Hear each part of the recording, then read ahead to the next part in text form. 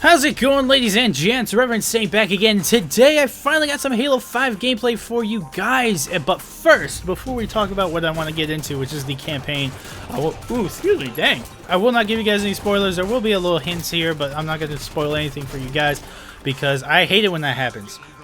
I actually thought I read an article, or I googled Halo 4. I was making a thumbnail before Halo 5 came out, and I googled Halo 4 to get a picture or something for a thumbnail.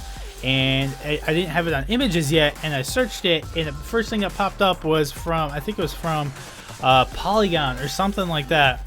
And the article that popped up on Google, top article, was Halo Chief's dead. What this says for Halo, the Halo universe. I'm like, that better not be a spoiler. I'm gonna be so pissed off if that's a spoiler. I will not tell you guys if it is or not, but it pissed me off when I saw it, man. I was like, dude. So many just articles that people post on the internet and try to make you think one thing, and it's terrible. Anyway, it was all conjecture. Moving on. Basically, I want to tell you guys that I have a new capture card. That's what this is captured on. It's 1080p at 60 frames per second. Insane quality. When I record it and look at it on my computer before I actually put it in the software, edit it, render it out and all that, and post it before it gets all compressed and all that, it looks almost no different to what I just played on my other screen. It is fantastic looking. So I hope you guys really enjoy the quality. I hope it's good. Let me know in the comments down below what you think.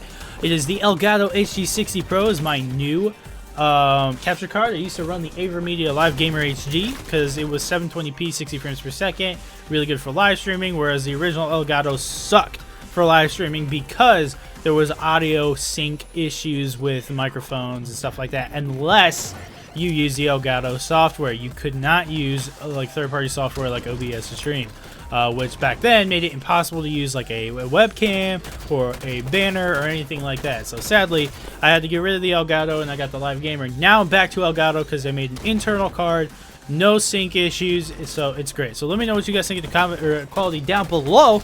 Moving on into what I want to talk about today. It's kind of important in my opinion, a little bit.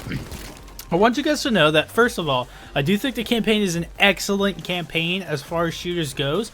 It is well worth your time. It is well worth multiple playthroughs. I will be playing through it again, no problem, like possibly a third time, who knows. But I was pretty let down by the campaign. Like I said, I'm not going to spoil it for you guys, but it was a bit of a letdown. And I think a lot of it has to do with what they hyped up in the story, or the story aspect, or this storyline, specific plot line was hyped up so much and ended up being a minor plot, or like a side story that wasn't really that important up until like the very end, and then it was kind of irrelevant at that point. So it was just kind of like they hyped it up so much of a specific storyline, and they didn't kind of come through on that. Like what I'm happy about is that they did change it, and actually if you guys go back in some of my old videos, I made some pretty crazy theories about what Halo 5 was going to be about based on like that first teaser, and I was actually about 85% correct.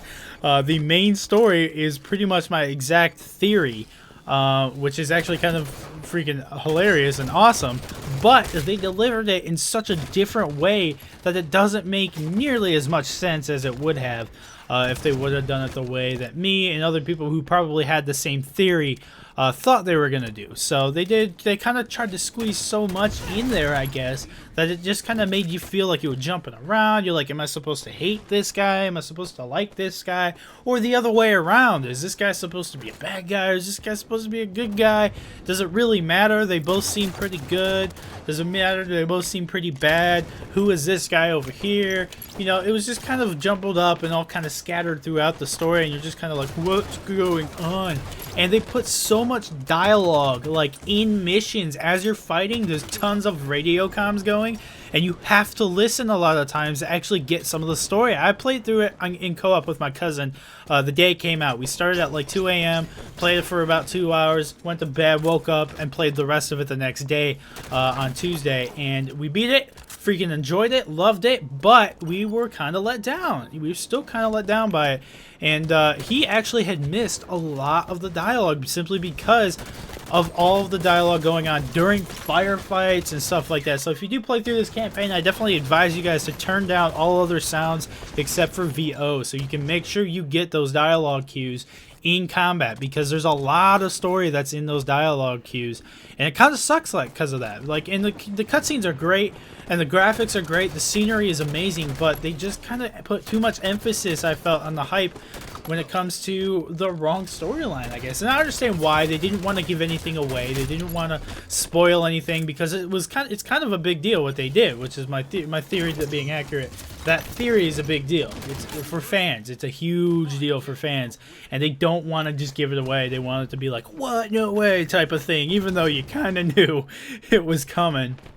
But that's kind of their theory, or their way of looking at it. But I felt like they did that too much. They had the whole Hunt the Truth campaign. They had, because they're like hunting for Master Chief, blah blah blah. They had the whole Locke versus Master Chief campaign with the live action video and stuff like that. And they had the whole Locke talking to Arbiter about the past in the Master Chief collection, which doesn't really take place in the game for some reason. Like, it just doesn't make much sense, sadly. So with all of those campaigns, so you kind of have to get rid of all of the ads you saw before you play this story for it to be like, okay, now it's pretty good. If I hadn't seen any of the campaign, any of the hype train, if I hadn't seen any of the, or not any campaign, if I haven't seen any of the ad campaigns, any of the hype train, any of the commercials before this, it probably would have been better, in all honesty, because I wouldn't be like, oh, there's supposed to be this thing in there and this thing in there, and I would have been like, nah, okay, cool, so this guy's here and this guy's here. That's what it would have been. But sadly, with the ad campaign, they just didn't do it right, I felt. But anyway, guys, that's going to be the video. Hope you guys enjoyed it. Definitely advise you guys get it. If I had to give it a score, guys, I'm going to repeat this in my multiplayer segment. I'd probably give it 8.5 out of 10, which is still pretty freaking good. But anyway, I definitely advise you guys try it out, and I'll see you guys later. Peace!